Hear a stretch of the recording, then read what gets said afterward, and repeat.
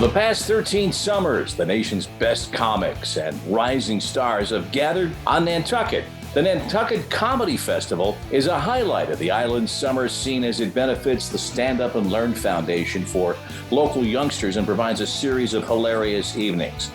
And now, in these challenging times, in the spirit of the festival, we gather a group of comics to provide some laughs, some diversion, and a dose this evening of the best medicine. And it is great to have you with us here on Hollywood Squares. Welcome. My name is Bob Lee, and we've got a cornucopia of talent here for the next however to talk about this. Already, Tom Cotter doesn't know that word. I know. There'll be flashcards provided.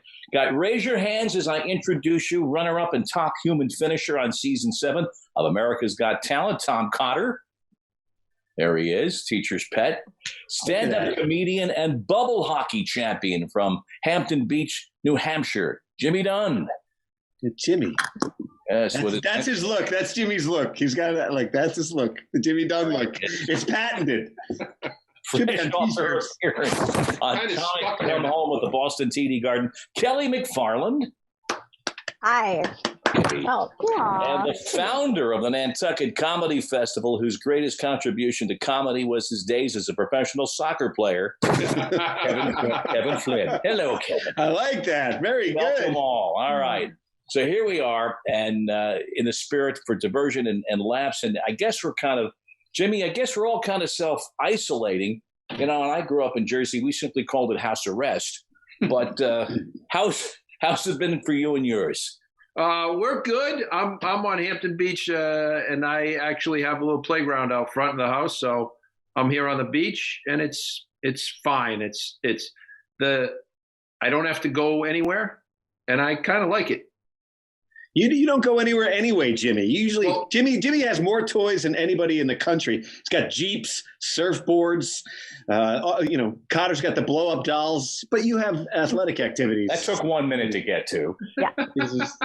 I just noticed the blow-up doll over Cotter's back shoulder there. It's great. No wonder your marriage is. Tonight was good because it's we haven't gone out and done a show in quite a while, and so tonight was the first night. I had that same feeling that I have before a show, and that is, I really don't want to go do this. Exactly. It's our business. Kelly, how have you been? I'm good.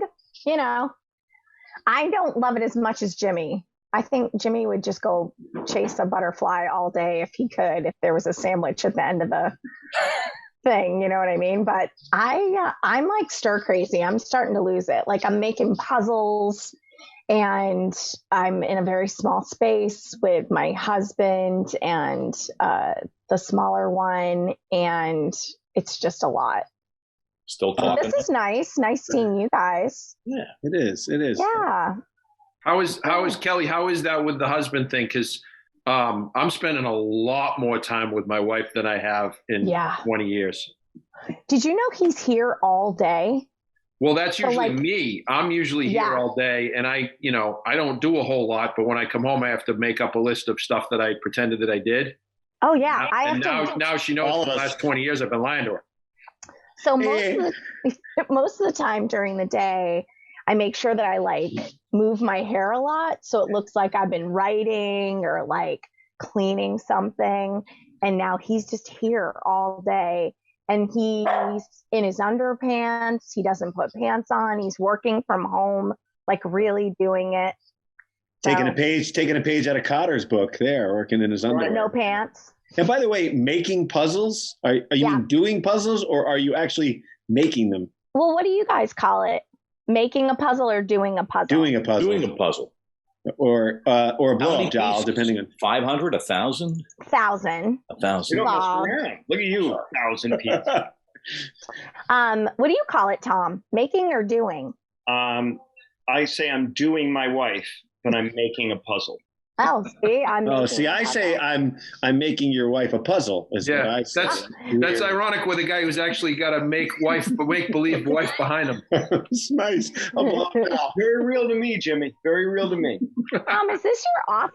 Where you? This is my office. This is where it all happens, right here. Yeah, I would love a tour. I don't know about you guys, but I would love a tour of the office. Yeah, it's a great artifact. We can do that. Yeah, so you got in there. Cat right there. See him? Cat? There, guarding my. And this is the other cat right there. See the other kitty cat? Ew. Yeah. God, Yeah. That's Carrie's desk, and that's my friend. And then, that's basically it. That's it for our office. show your book again, Tom. Show your book. There's the book right there. There's the book, everybody. How did you write a book? You can't even read a book. Here's a quick story. Did Huckabee. You know that Huckabee has a show on the Christian network, and they asked me to tell jokes on it, which was a mistake. But I was squeaky clean. It went wonderfully. However, at the end, he told his followers to buy my book, and he held up my book. And then someone sent me an email of the woman. She's how outraged. She was literally ripping the pages out of the book.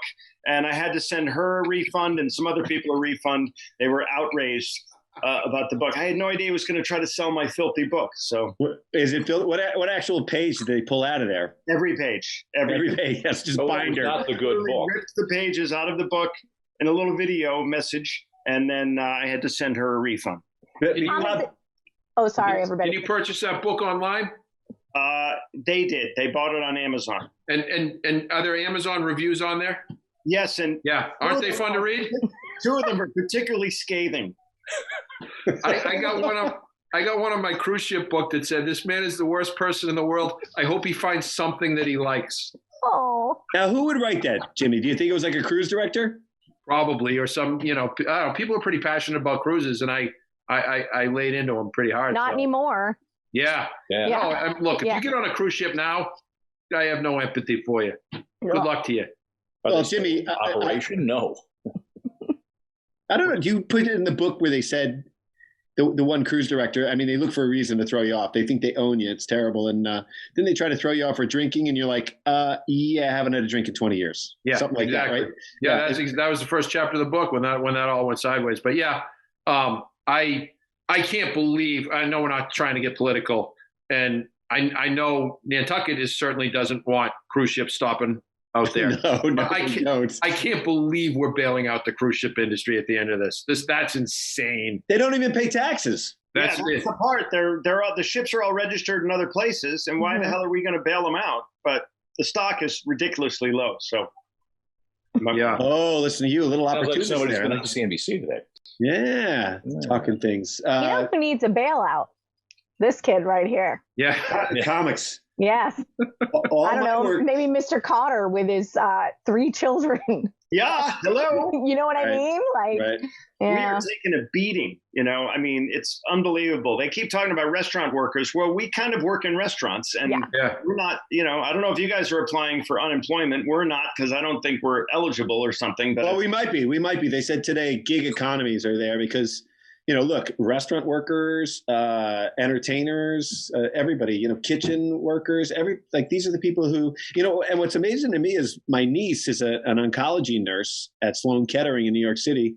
They took her off the oncology wing. She's out in the front of the hospitals, swabbing people's noses, doing on the front lines, literally, with this pandemic. And so, and then also the people that are doing, they're saying, just do takeout food. Don't get, you can't go into a restaurant. Guess who's making minimum wage? Minimum wage, which hasn't gone up in 15 years. So those are the people on the front line. So it's tough. And I said to Jackie Flynn said, you can do a comedy show if there's less than 25 people. So I said, pretty much every one of your shows for the last 2 years will be fine. So Jackson. I thought you were quoting the great economist Jackie Flynn. Hey, what's her name? Jackie Mary. Not even here. He's getting beat up. I know, poor Jackie. He's probably watching. I've got my mom down in Florida. I was at a high risk group. That's why I'm in quarantine in my basement here in Connecticut. I was in where the real shit hit the fan. And I saw my mom was down there, and then she went back to Stuart, Florida. And I was concerned about my mom. My mom's 85 years old, and so she says she's 62. But she looks it, by the way. She looks great. But I'm worried about her. So I'm saying, I call her 2-3 days later. I say, Mom, how's it going? You okay down there? And she says, oh, God, it's been horrible. I go, oh, my God, what, Mom? What's going on? You feeling sick or something? She goes, yeah, I'm sick. They canceled the bowling league, and I was up for high bowler. See, this is just Glad you have your priorities. Right. Tragedy. I'm in my basement, not because I'm self-quarantined, just because I like my basement. It's a nice basement. Yeah. It's good. It matches your skin tone. That's the perfect. All right. That's very white. So tell me, are your kids distance learning?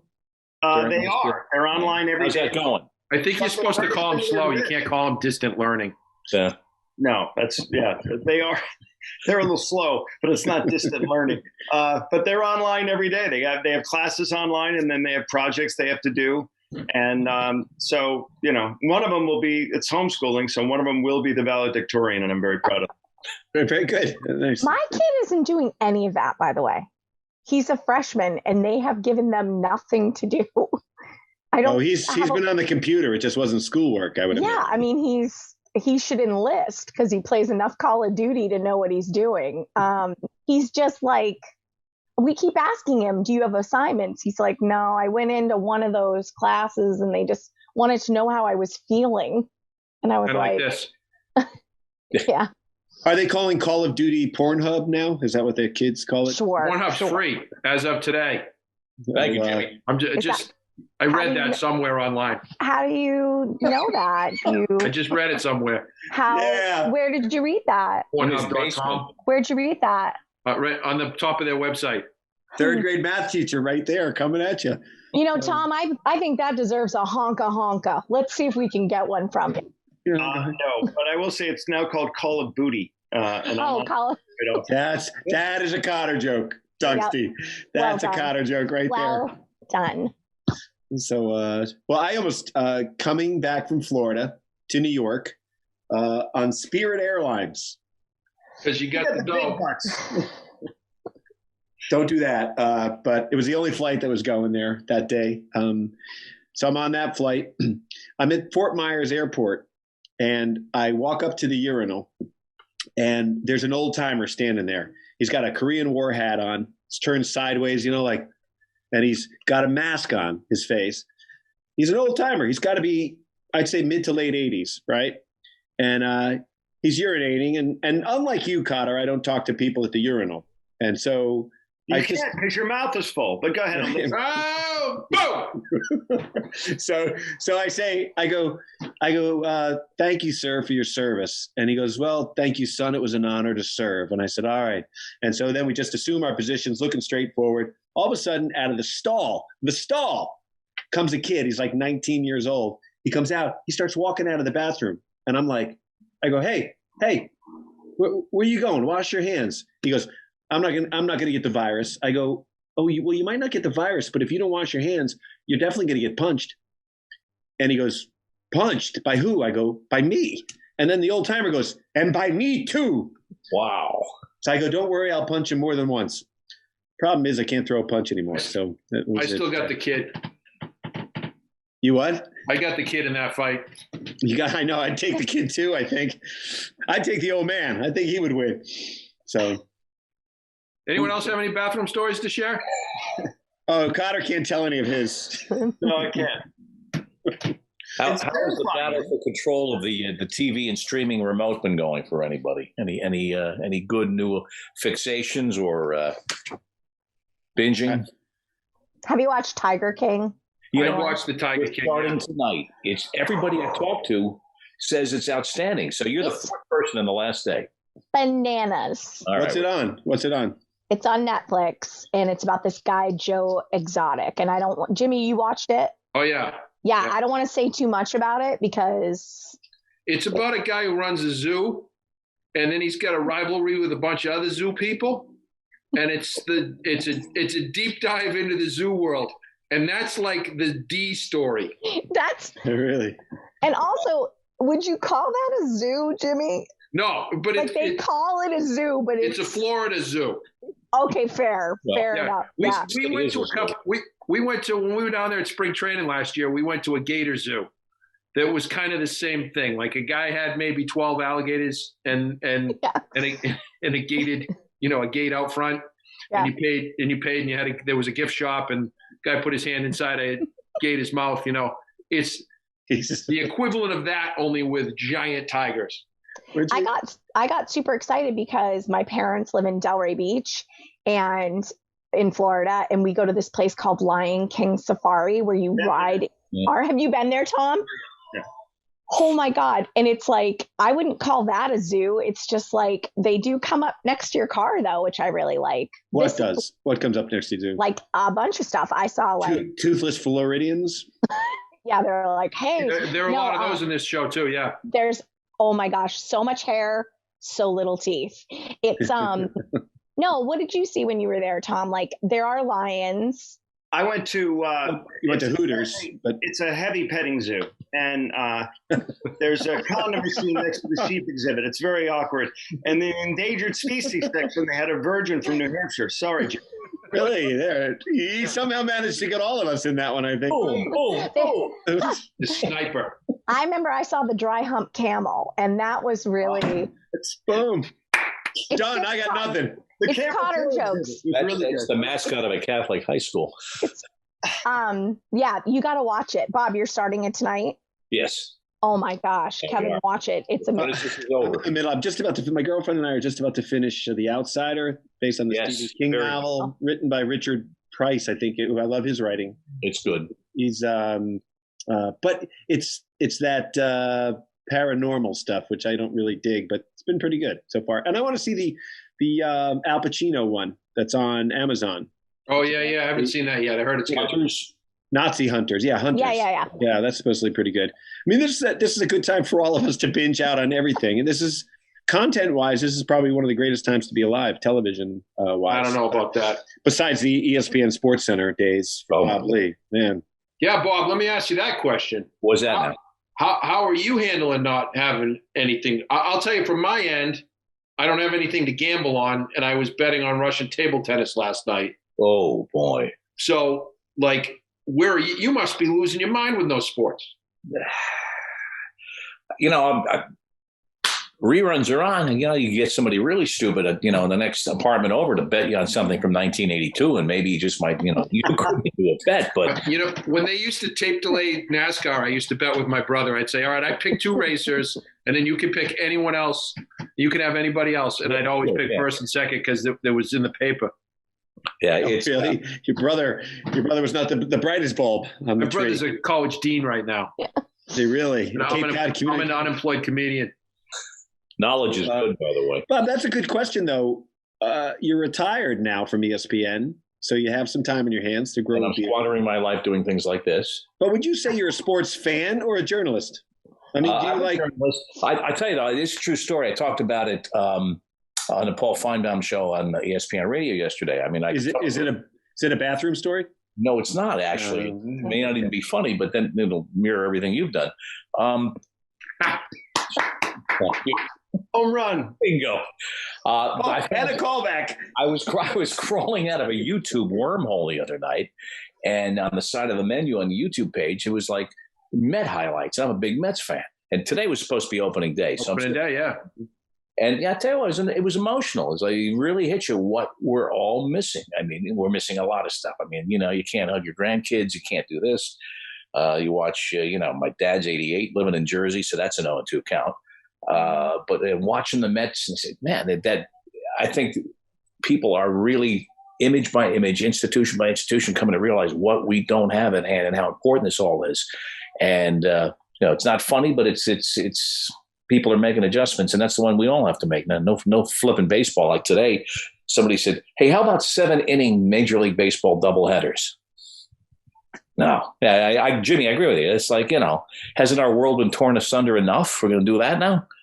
But the weird part is baseball or sports are where we find so much comfort, and yet it's crowds that we can't have right now. Like even after 9/11, we were able to go back after a couple of weeks and go to comedy clubs, go to sporting events, be Americans again. And the hard part about what's going on now is there is no solace, no place to take solace. So it's difficult. It's an adjustment for everybody, not only sports, but also education. Look at all these kids are learning at home, whether that changes the infrastructure. They're missing out on their sports too. Yeah. My sons all play lacrosse, and their season is all but canceled right now. And we were really looking forward to watching them play this year. And First of all, young people don't get it. I get they can be transmitters or whatever. They can spread it, but they don't get it, and they're usually asymptomatic so why they can't run around in a field, which I think is really healthy.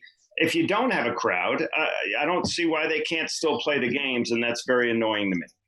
Well, same thing with my kid, Tom. He was looking forward. He plays baseball, and he was so looking forward to like his first year of high school baseball, and he was so excited. And yeah, they won't even let them do pickup games. There was a story in our little tiny town where they had kids were doing a pickup basketball game, and the cops came over and they're like, "You guys got to go home. You can't." Well, here's a sobering reality. We did it on Over the Ball this morning, my podcast. I'm getting a plug in there, but that'll bump up the viewership.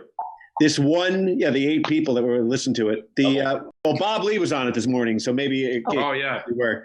So this one game, they were calling it Game 0 in Italy.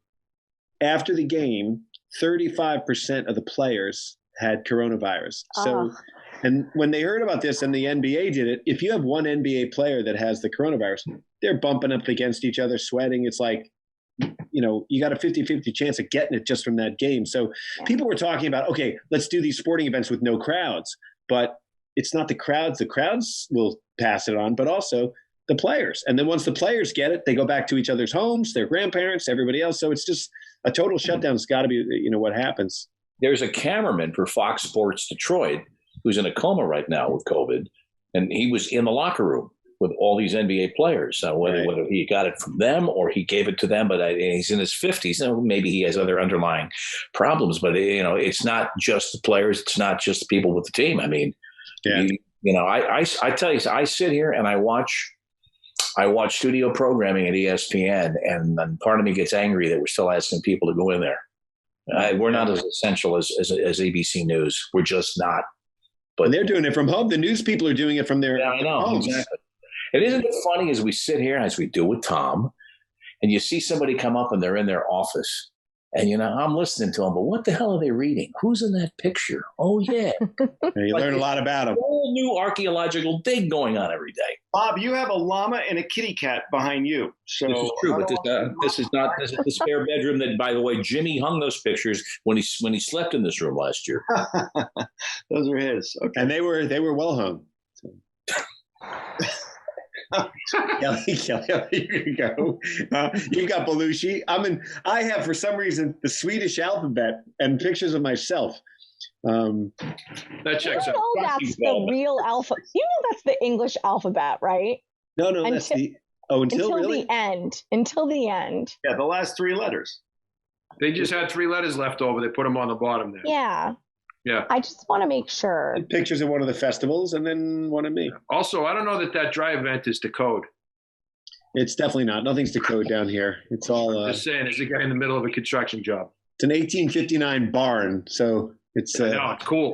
They're looking for asbestos and radon gas and CO2 and everything else down there. Exactly. Coronavirus can't live down here. It's perfect. Perfect setup.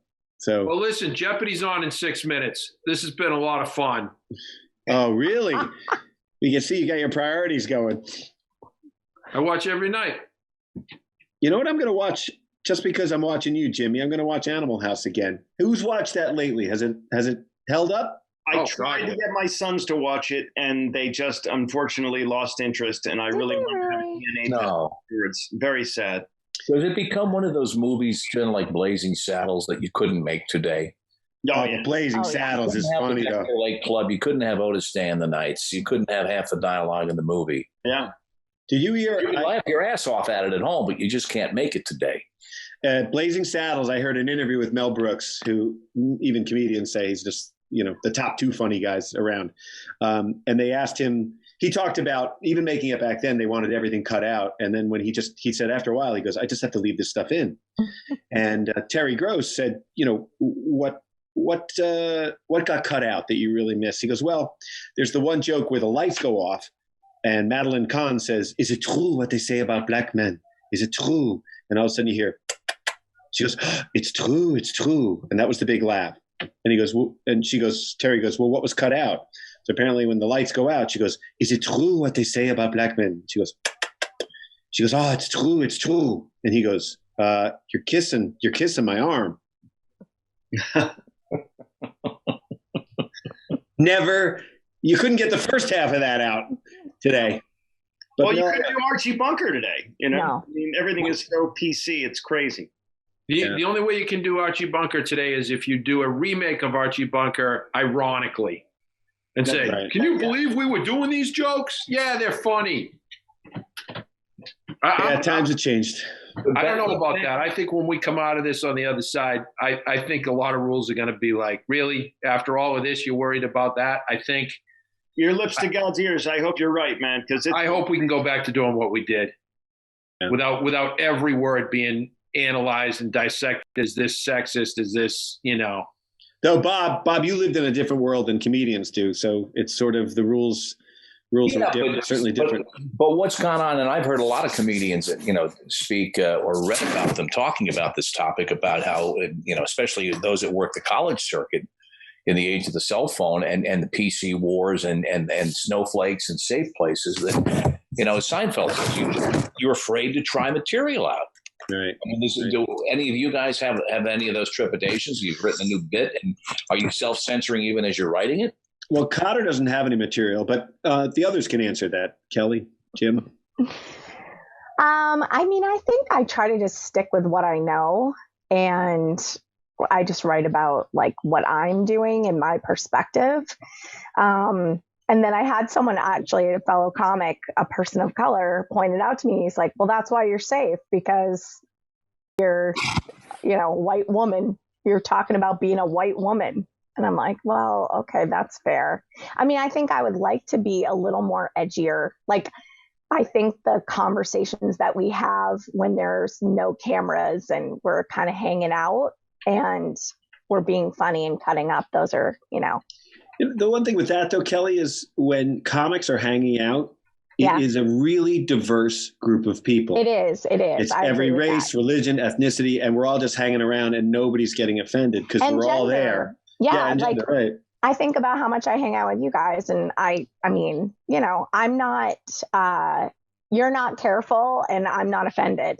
You know what I mean? Right. And I can't, and maybe that's wrong. It doesn't feel wrong to me. I feel.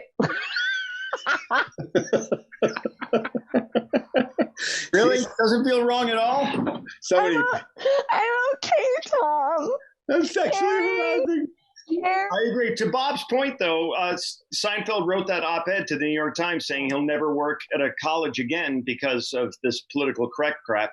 And he doesn't have to because he goes home and sleeps on a mountain of cash every night. But the rest of us have to. So, the fact that we have to go in and now the parameters within which we work are so narrow because you can't talk about so many topics that we could just 5 years ago. It's frustrating as hell. And then if you do a corporate event, you got 3 conference calls with HR before you do it because they want to make sure that you're not going to talk about. And then they give you this laundry list of subjects that are off limits. It's really bad. And Billy Burr, to his credit, and a couple other people are coming out and saying enough of this. It's crazy. You got to stop this PC crap, or comedy will cease to exist. Have you guys ever gotten a moan and you don't know why? I love my wife didn't never. I've gotten a lot, and I know why. No, but the crowd will like, oh, yeah, and you're like, I have no idea what that's for. I don't know what that is. And it just makes me feel like, so you're not listening to all of it. You're looking for me. Yeah, you're looking for something. Yeah. There's also this culture on the internet where people are looking for something to turn to attack you and say that's non-PC in some particular way, to give material to their followers. It's a business plan. Mm-hmm. It's a business plan to attack. Oh, can you believe what this comedian said? Retweeting the joke, knowing that they're going to get more followers, and there's just this angry culture on Twitter where, like, if you write a joke, you have to. I do it all the time. Before I put a joke on Twitter, sometimes I'll run them by my wife and go, "Am I going to get any trouble for this?" Even though I know it's a funny joke and I know it's not coming from a mean place, but can it be taken that way? Kevin Hart lost the Oscars because of a joke. Mm-hmm. I did one actually when I was at ESPN doing the radio show and the podcast, where I watched the Jamaican national team, the Reggae Boys, play, and they had their national anthem, which was this very pomp and circumstance sort of old colonial sounding thing. And I just wrote, boy, I would love for the national anthem to be a reggae tune. And oh my God, the comments that I got back from people was like, that's racist. And I'm like, reggae, Jamaica, man. I said, What did any Jamaicans say? Jamaicans would love it. Absolutely. Bob Marley should be their national anthem. But some white dude in North Dakota was apparently pissed. So. Oh, it's the cancel culture. You're right, Jimmy. There are people waiting to pounce on you because it's about one thing. It's about clicks, right? Yeah. Yeah. They show up with a chip on their shoulder, waiting for you to utter that one syllable that's going to send them into a tizzy. And then they go on social media and eviscerate you. And then people who weren't even in the same area code jump in and they hear the joke out of context. So then they go off. And now you got to choose. Do I defend it or do I just ignore it and let it go away? But either way, it's clickbait. They're trying to get, people to follow them. Yeah. And you're the victim in that unfortunate scenario. Right. So I wrote a joke yesterday about all of this and spending all this time with my wife. And the joke was, my life has become a reality show. It's locked up with a broad. And, I know someone's going to go, oh, you can't call your wife a broad. But she wrote the joke. That's a good way to cover your butt. That's a good way to cover your butt right there. Remember wordplay? Like, remember wordplay? Remember we could say something and just joke about it. It's tough, man. Right. It's all well. So we'll see what happens coming out of the other end of this. With this changing culture, with what we're going through right now as a country. Yeah, I'll take an audience full of PC people. I just want an audience. I really, at this point. Right. I'm climbing the walls. This is crazy. Well, we're not even close to near the end of it. I'm getting gigs canceled in July and August now. Yeah. Right. Yep. And what did you say, Jimmy, your observation, which was a big hit down here with my wife, that pretty soon we're going to all see what about our wives? What did I say? I think it was you, wasn't it, on Facebook? My wife's hair. Yeah. Don't say it. Don't. She's not completely blonde. I had no idea. It's not good. That's pretty blonde hair. I didn't know why she dyed her roots black. It's terrible. Yeah. No, she's working from the home office, which used to be my home office, and she's running a company that sells medical supplies and gets them all around the world. And she's saving people's lives. And I'm going, hey, I need that table to write a fart joke in a couple hours. Laughter is the best medicine until they find a vaccine for this godforsaken disease. Yeah, absolutely. Let's hope that happens in a hurry. Well, I'll tell you what, this medicine is what we've done. Thanks all. This has been fun. I just want to say one thing, Bob Lee. I'm glad we took you out of retirement for this gig. All of these performers have been on Nantucket many times to perform, and they've made many friends on the community there. And being out to sea like that can be an isolating feeling. And just know that I can't be there now, but it's really my home in so many ways. And everybody hang in there. Be good to each other, everyone, as I said in the beginning of the show. And Bob, thanks for coming out of the bullpen and all these Emmys. And we're just going to do this to you. Tom Cotter, Jimmy Dunn, Kelly McFarland, Kevin Flynn, my good friend. Thank you for being with us. And we'll see you next week, 7 Eastern, with the best medicine. Bye, friends. I was waiting for Cotter to stand up and have no pants on. Exactly. Or red, white, and blue pants.